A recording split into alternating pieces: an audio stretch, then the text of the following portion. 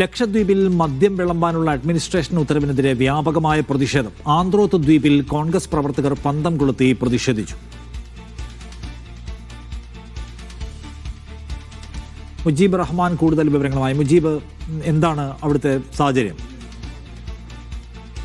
നിഷാദ്, ലക്ഷദ്വീപിൽ 2021 മുതൽ മദ്യനിരോധനം ഒഴിവാക്കിക്കൊണ്ട് പ്രത്യേകം ചില ദ്വീപുകളിൽ, പ്രത്യേകിച്ച് ലക്ഷദ്വീപിലെ ബംഗാരം പോലെയുള്ള ടൂറിസം സാധ്യതയുള്ള ദ്വീപുകളിൽ മദ്യം അനുവദിച്ചുകൊണ്ടുള്ള ഉത്തരവ് വന്നിരുന്നു. അതിനുശേഷമാണ് ഇപ്പോൾ 10 ദ്വീപുകളിലും ഗവൺമെൻറ് ബംഗ്ലാവുകളിൽ, ഓഫീസുകളിൽ, ഡാക് ബംഗ്ലാവുകളിൽ മദ്യം വിതരണം ചെയ്യാനുള്ള തീരുമാനത്തിലേക്ക് എത്തുന്നത്. അതിൻ്റെ ഉത്തരവ് കഴിഞ്ഞ ദിവസം പുറത്തു വന്നിരുന്നു. അതിനെതിരെ വ്യാപകമായ പ്രതിഷേധമാണ് ഇപ്പോൾ നടന്നുകൊണ്ടിരിക്കുന്നത്. ലക്ഷദ്വീപ് MP ഹംദുള്ള സയ്യിദ് ലക്ഷദ്വീപ് ജില്ലാ കളക്ടറെ കണ്ടുകൊണ്ട് ഈ കാര്യം അറിയിക്കുകയുണ്ടായി. അതിനുശേഷം ഇതിൽ നിന്ന് പിന്തിരിയണമെന്ന് ആവശ്യപ്പെട്ടുകൊണ്ട് കത്ത് നൽകുകയുണ്ടായി. അതിനുശേഷം NCP നേതൃത്വവും ഈ ജില്ലാ കളക്ടർക്ക് അത്തരം നിവേദനങ്ങൾ നൽകിയിട്ടുണ്ട്. കഴിഞ്ഞ ദിവസമാണ് ആന്ത്രോത്ത് ദ്വീപിൽ വലിയ തരത്തിലുള്ള പ്രതിഷേധ പ്രകടനം നടന്നത്. രാത്രിയിൽ പന്തം കൊളുത്തി പ്രകടനമായിരുന്നു ആന്ത്രോത്ത് ദ്വീപിൽ കോൺഗ്രസ് പ്രവർത്തകരുടെ നേതൃത്വത്തിൽ നടന്നത്. ഇന്നും നാളെയുമായി മറ്റു ദ്വീപുകളിലും വ്യാപകമായ പ്രതിഷേധങ്ങൾ നടക്കുമെന്നാണ് അറിയുന്നത്. അതോടൊപ്പം തന്നെ വരും ദിവസങ്ങളിൽ NCPയുടെ നേതൃത്വത്തിലുള്ള പ്രതിഷേധ പ്രകടനങ്ങളും വളരെ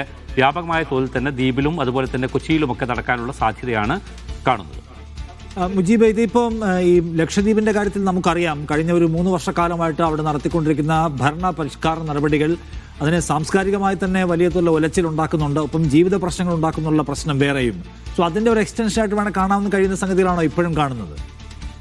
തീർച്ചയായും പ്രഫുൽ ഖോഡ പട്ടേൽ ലക്ഷദ്വീപിന്റെ അഡ്മിനിസ്ട്രേറ്ററായി ചുമതലയേറ്റതിനു ശേഷം തുടർച്ചയായി വന്നുകൊണ്ടിരിക്കുന്ന പലതരത്തിലുള്ള നടപടികൾ ലക്ഷദ്വീപിൽ നടന്നുകൊണ്ടിരിക്കുന്നുണ്ട്. ടൂറിസത്തിന്റെ മറവിൽ വലിയ തോതിലുള്ള പാരിസ്ഥിതിക പ്രത്യാഘാതങ്ങൾ ഉണ്ടാക്കുന്ന വികസന പ്രവർത്തനങ്ങൾ ഒരു ഭാഗത്ത് നടക്കുന്നു. അതിന്റെ തുടർച്ചയെന്നോണം തന്നെയാണ് ദ്വീപിൽ വ്യാപകമായി മദ്യമൊഴുക്കാനുള്ള നീക്കം ഇപ്പോൾ നടക്കുന്നത്. അതിനെതിരെയുള്ള പ്രതിഷേധമാണ് ഇപ്പോൾ നടക്കുന്നത്. അതോടൊപ്പം തന്നെ ഒരു ഇടവേളയ്ക്ക് ശേഷം വീണ്ടും പുതിയ ഉത്തരവുകൾ വരുന്നു. കഴിഞ്ഞ ദിവസമാണ് അവിടെ റോഡിൽ വാഹനം ഇറക്കുന്നത്, ബുധനാഴ്ചകളിൽ വാഹനം ഇറക്കുന്നത് അനുവദിക്കില്ല എന്ന് പറഞ്ഞുകൊണ്ടുള്ള ഉത്തരവ് വന്നത്. പിന്നീട് അത് താൽക്കാലികമായി അത് മാറ്റിവെക്കുകയുണ്ടായി. അതോടൊപ്പം 2500ഓളം ഗവൺമെൻറ് തസ്തികകൾ ഇപ്പോൾ ഒഴിഞ്ഞു കിടക്കുകയാണ്. അതിലെ പുതിയ ആളുകളെ നിയമിക്കാത്തതായുള്ളൊരു പ്രശ്നം ലക്ഷദ്വീപിൽ നടന്നുകൊണ്ടിരിക്കുന്നത്. ഈ തരത്തിൽ നേരത്തെ തുടർന്ന് വന്ന ഈ ലക്ഷദ്വീപ് അഡ്മിനിസ്ട്രേറ്ററുടെ നടപടികളുടെ തുടർച്ചയെന്നോണം പുതിയ ധാരാളം ഉത്തരവുകൾ വന്നുകൊണ്ടിരിക്കുന്നുണ്ട്. അതിനെതിരിൽ ഒരു ഇടവേളയ്ക്ക് ശേഷം വീണ്ടും ലക്ഷദ്വീപിൽ നിന്ന് വലിയ തരത്തിലുള്ള പ്രതിഷേധം ഇപ്പോൾ ഉയർന്നു വരുന്ന കാഴ്ചയാണ് നമുക്ക് കാണാൻ. എന്നോടൊപ്പം അജാസ് അക്ബർ ഉണ്ട്, യൂത്ത് കോൺഗ്രസ് നേതാവാണ്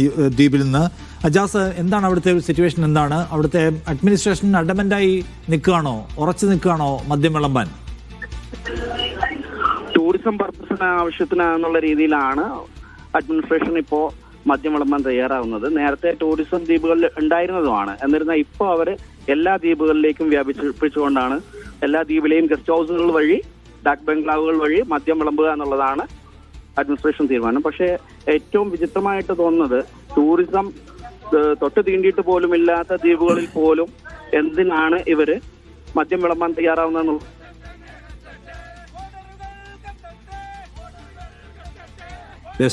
കേൾക്കുന്നുണ്ടോ?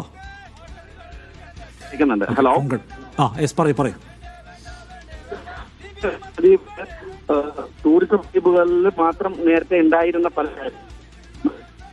അജാസിന്റെ ഫോണിന് പ്രശ്നമുണ്ട്. എന്നാലും അജാസ് പറയുന്ന പോയിന്റ് എനിക്ക് മനസ്സിലായി. ടൂറിസ്റ്റ് അട്രാക്ഷൻ ഇല്ലാത്ത സ്ഥലങ്ങളിൽ പോലും മദ്യം വിളമ്പാനുള്ള തീരുമാനം എടുക്കുന്നതിന് മുമ്പിൽ പ്രത്യേക താല്പര്യമുണ്ട് എന്നാണ്. ശരി, യൂത്ത് കോൺഗ്രസിന്റെ പ്രതിഷേധം അവിടെ തുടരുകയാണ്. മുജീബാണ് വിവരങ്ങൾ നൽകിയത്.